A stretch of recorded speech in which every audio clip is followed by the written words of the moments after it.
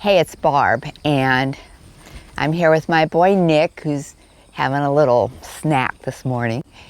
And I wanted to tell you about something that happened yesterday that reminded me of something.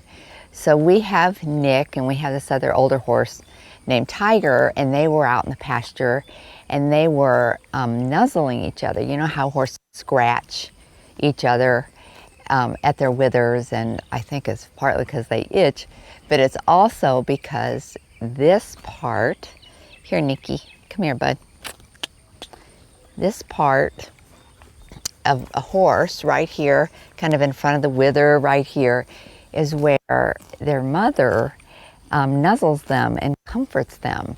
So this is a place where horses love to be rubbed.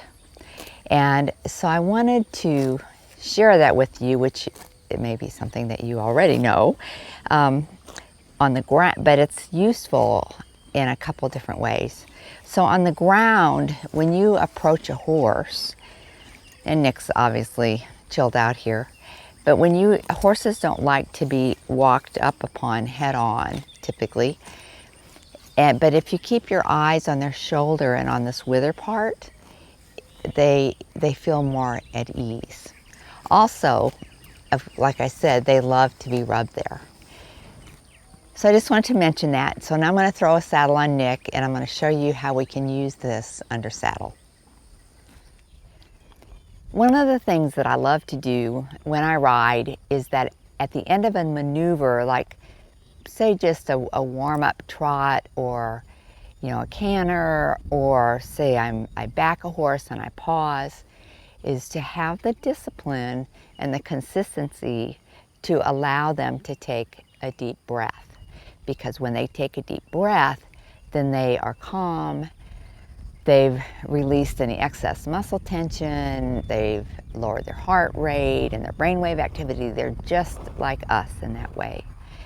So what you can do is, after the breath, you can add a touch to the withers to just kind of add a little extra touch. So I'll show you. So I'm just going to back this guy. So this is a backing exercise that we do for cow work. It's actually opposite of what you do for a spin. It's a backing, turning in a circle. So now what I'm going to do is stop. I'm going to wait for Nick to take a breath.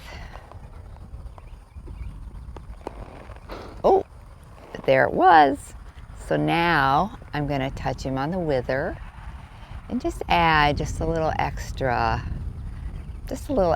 touch, and just allow him to stand here for a moment more so that I know he truly relaxes.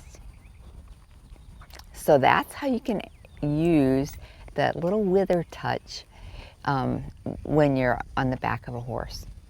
And again, what I showed you on the ground and now here is just one tiny little piece of communication and connection with your horse.